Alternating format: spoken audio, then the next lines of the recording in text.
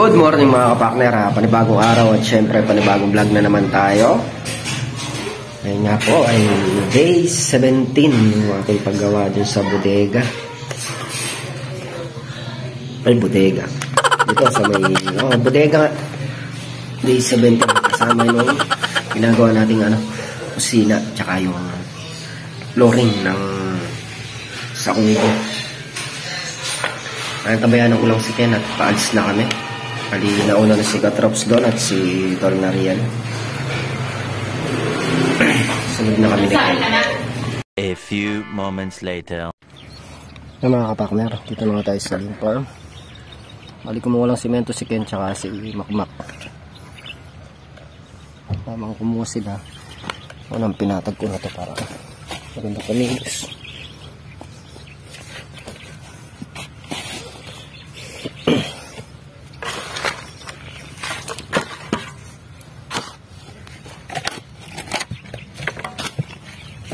Ako muna kami paling ko para dire-diretso yung pag-aasinta.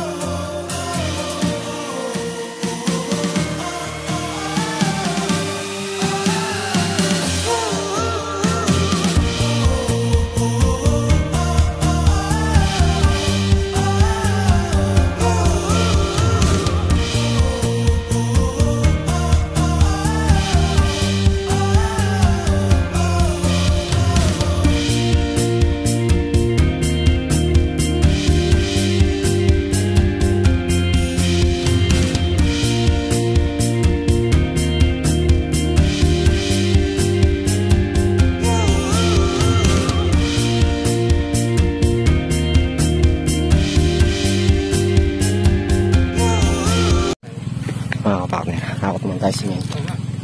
Diretso. Oh. Bakit ginagawa niyo pa?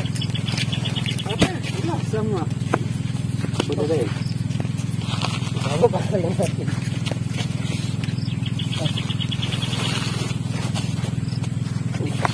Oh, okay.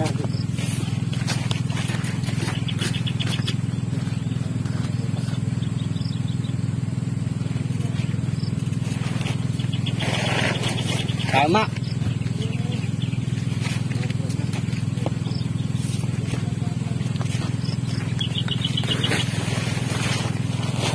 May susi ko rin. Ano sa bag? Dala lang yung kopong.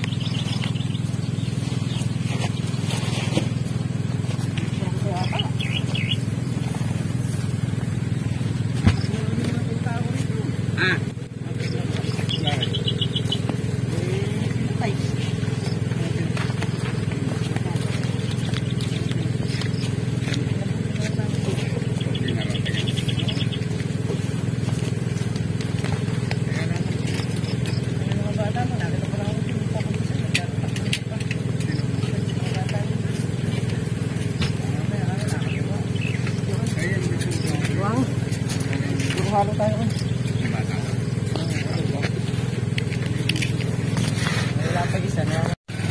So, mga kapakner, at naigayak na lahat.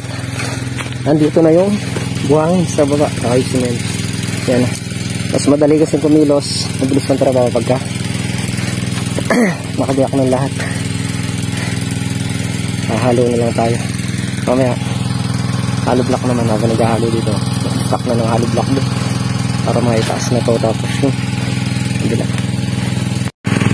Kaya mga kapakner, kumain muna kami ng agahan bago kami magsimula maghalo para dire-diretso yung trabaho. Kaya lang tayong konti, stock na tayo. Nakagayak naman na lahat ng gagamitin. Halo block na lang mga kapakner yung mahakutin. Okay na. Habang naghahakot silang halo block, ako maghahalo na. So mga kapakner, nakapunta na rin kami. Start na tayo sa paghahalo.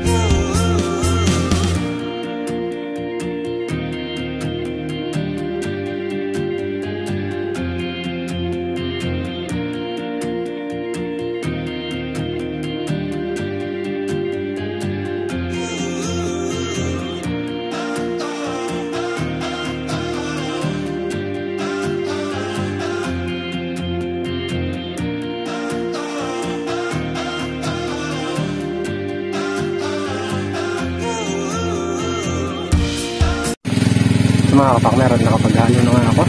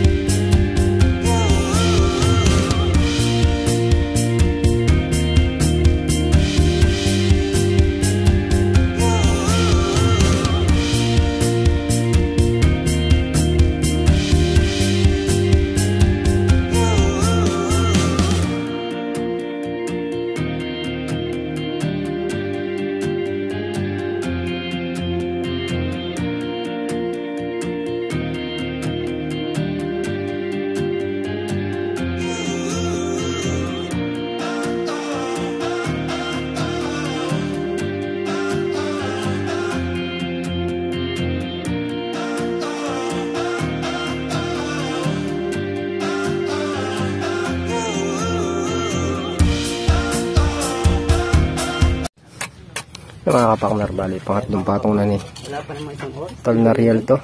Tapos yung kay Ken eh, isang patong lang kaya rin na rin. Nandun na siya sa may pael. Kung papunta na lang sa kalsada yung asintahan ng isa pa para dito sa Panambak. Kailangan sa mga asintahan na to para ma-ready na sa tambakin. Para makapag-flooring na rin. Merienda muna kami. Ubusin lang namin yung halo. Yung mga kapakner at nakayari na kami mag-merienda. Start na uli ako maghalo para sa asinta.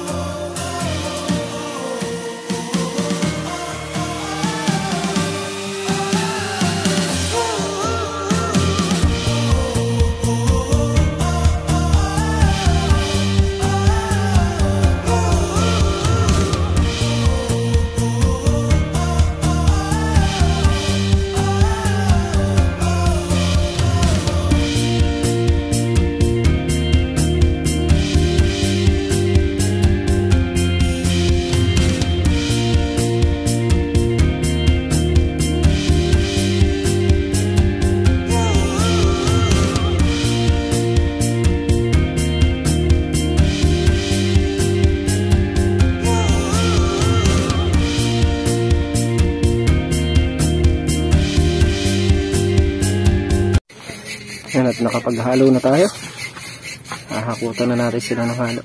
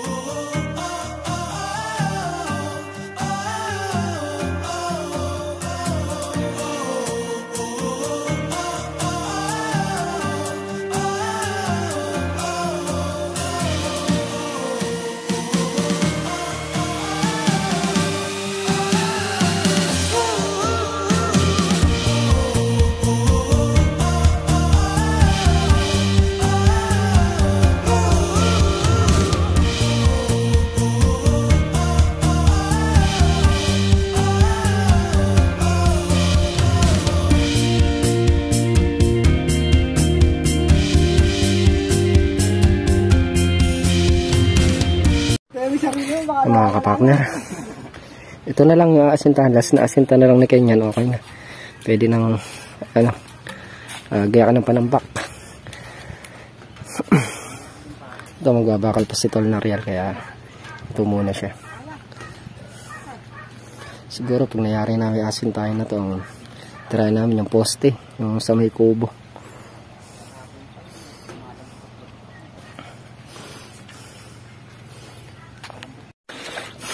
Yan mga kapakners, nagka-diferensya nga yung aming asinta. Dito. Bali, mislide siya dito. Ay, medyo silaw eh. Yan. Dito okay na. Dalawang patong nangyari. Dating doon sa dulo, naging 3 patong. Pero binatakan naman namin na tunsi. Mahahabol naman siya mga kapakner. Kaya nga lang, itong gawin dito, halo na lang ng panghahabol. Yun doon na hollow block. Dito kasi kami nakakuha ng bibil sa pang-apat. Dapat dito sa ilalim. Naligaw kami. Kaya nagkaganyan. Kasi po, nung piyesta, ano? Nagka-hangover. Kaya nagkamali, no? Iba yung nalibil. Kasama sa trabaho niya, nagkakamali minsan. Sabi nga ni Makmak, di bali magkamali madalas, wag lang minsan. Ang importante naman eh, inaano mo yung pagkakamali mo. Wala naman diferensya yung mga kapakner. Yung asinta nila, libilado na yan. Perfecto! Tatawagin ko si Perfecto. Sino may kasalanan? Yung libil na? Oo, may bula. May bula. May bula yung libil, kaya nagkaganyan. Hindi, kami nagkamali dyan mga kapakner. Kami ni Ken yung naglibil niyan eh. Number 1 talaga. Sino ba pumesto dito sa pader na to? Si Makmak. O si Makmak. Si Makmak pala may pagkakamali niyan. Hindi, ako nabaligaw dyan. Ako nabaligaw dito sa ano. Dito ako nakakuha sa pang-apat. Dapat pangatlo lang. Kaya nagkaganyan yung asinta namin. Sabi nga ng matatanda, di ba rin nagkakamali ka sa umpisa hanggang dulo. Tama. Pero okay lang yan. Para isang alisin na lang. Kumbaga, hindi naman tayo nagkamali dito sa ano, sa paggawa ng ano, dito lang tayo nagkamali. Hindi, sulitin mo na. Paglibil. Minsan kasi talaga nangyayari yan, yung kanyang pagkakamali. Nagkamali ka na, aminin mo na, huwag mo nang i-ano eh. Talagang paano gagawin? Nagkamali. Tama. Oh. Kaya nga, kasalanan ng libil. kaya nga sabi ng matatanda, pagka minsan ka na magkamali, sagad-sagad mo na. Para isang alisan na lang. Magbiyak ka na ng gamit mo. Ano, Lili? Gusto mo ako mag-libil uli niyan? Ang nangyari po kasi, hindi pa magbububong, pero dito napunta yung slide. Lalagyan daw na ano to, parlins eh. Dito pa tayo magbububong. Paakyat lang yun di, kaya ba't dyan napunta yung paakyat? Ay, Makmak. Kaya dapat, yung kasabihan ng matatanda, sundin. Tama. Di bali magkamali yung madalas, no? Wag lang minsan.